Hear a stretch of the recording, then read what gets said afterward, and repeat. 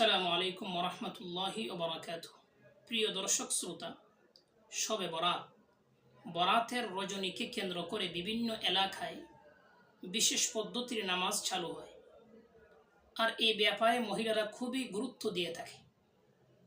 এ ধরনের নামাজ না কোনো আহাদিসে সহিহার মধ্যে আছে, না আসারে মারফুআর মধ্যে আছে, না আকওয়ালুল মুহাক্কিকিনের মধ্যে আছে। তাহলে প্রশ্ন হলো, আমরা যে বিভিন্ন কিতাবের মধ্যে বিশেষ পদ্ধতির নামাজ সংক্রান্ত বিভিন্ন হাদিস পাই, এগুলির ব্যাপারে আপনাদের কি মতামত? এর জবাব হচ্ছে, এ ধরনের সবগুলি রেওয়ায়ত হচ্ছে বানোয়াট, উদ্ভট, ভিত্তিহীন। যেমন আল্লামা ইবনুল জাওজি রাহিমাহুল্লাহ ওনার কিতাবুল মাওদুআতে এই বিশেষ পদ্ধতির নামাজ সংক্রান্ত একটি হাদিস উল্লেখ করার পরে তিনি বলেন, হাযা হাদিসুন লা নাশুক্কু আন্নাহু মাওদু। এই হাদিস যে মাওদু, এই ব্যাপারে আমাদের কোনো সন্দেহ নেই। ঠিক তেমনিভাবে আল্লামা লখনউই রাহিমাহুল্লাহ ওনার কিতাব আল আসরারুল মারফুআর মধ্যে বিশেষ পদ্ধতির নামাজ সংক্রান্ত হাদিস উল্লেখ করার পরে তিনি বলেন, হাযা মাওদুউন, এই হাদিসটি হচ্ছে মাওদু। জুমহুরু রুওয়াতিহি ফি জামিঈ তুরুকিহি মাজাহিল। এই হাদিসের যতগুলি সনদ আছে, সবগুলি সনদের রাবিগণ হচ্ছেন মাজহুল। ওয়াফিহিম দুআফা ওয়া সাকিতুন। এতদ সত্ত্বেও এই রাবিগণের মধ্যে কেউ কেউ একেবারেই দুর্বল এবং অগ্রহণযোগ্য। প্রিয় দর্শক শ্রোতা, আমরা জানতে পারলাম শবে বরাত উপলক্ষে নির্ধারিত কোনো নামাজ নেই, বিশেষ পদ্ধতির কোনো নামাজ নেই। তবে যদি কোনো ব্যক্তি চায়, তার ইচ্ছা মতে নফল নামাজ পড়তে পারে। যদি কেউ চায় পুরো রাত ইবাদত বন্দেগী করে কাটিয়ে দিবে, তাহলে এতে তার অনুমতি রয়েছে। তবে বিশেষ পদ্ধতিতে, যেমন কোনো কোনো এলাকার মধ্যে আছে, যদি 1000 রাকাত নামাজের মধ্যে 1000 বার সূরাতুল ইখলাস পড়া হয়, অথবা কোনো কোনো এলাকার মধ্যে আছে যে 1000 বার সূরা ইখলাস 100 রাকাত নামাজের মধ্যে পড়া হলে এই প্রতিদান দেয়া হবে।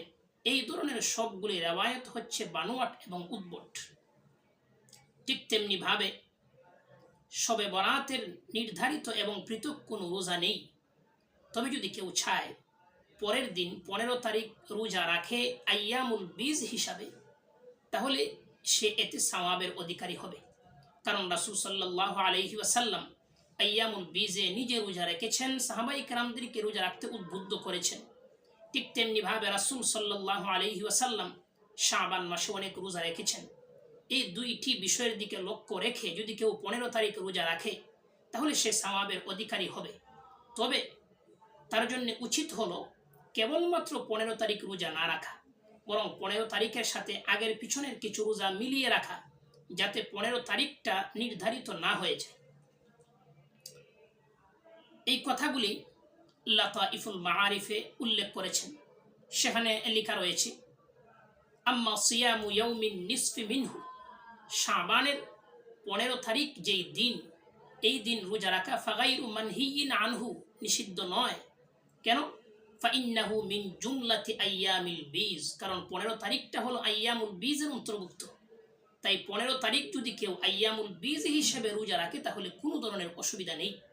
তবে কেবলমাত্র শাবানের 15 তারিখকে লক্ষ্য করেই বা শবে বরাত উপলক্ষে যদি কেউ রোজা রাখে, তাহলে এই ধরনের রোজা রাখা অনুচিত। অনেক উলামায়ে কেরাম এটা বলেছেন। এই কারণেই আমরা দেখি ফুকাহায়ে কেরামগণ মুস্তাহাব রোজার তালিকার মধ্যে এই শবে বরাতের রোজাটাকে উল্লেখ করেন নাই। প্রিয় দর্শক শ্রোতা, আমরা জানতে পারলাম যেমনিভাবে শাবান বা শবে বরাত উপলক্ষে নির্ধারিত কোনো রোজা নেই, ঠিক তেমনিভাবে বিশেষ পদ্ধতির কোনো নামাজও নেই। তবে যদি কেউ চায়, সে পুরো রাত ইবাদত বন্দেগী করতে পারে তার ইচ্ছা মতো।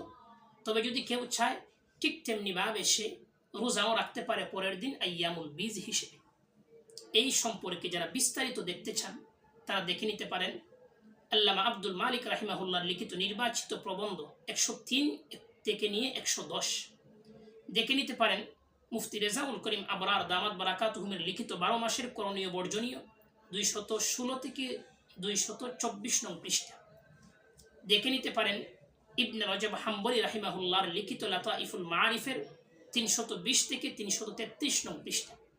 দেখে নিতে পারেন আপনারা তাকি উসমানী দামাত বারাকাতুহুম এর লিখিত ইসলাহি খুতুবাতের 4 নম্বর খণ্ড 266-68 নং পৃষ্ঠা।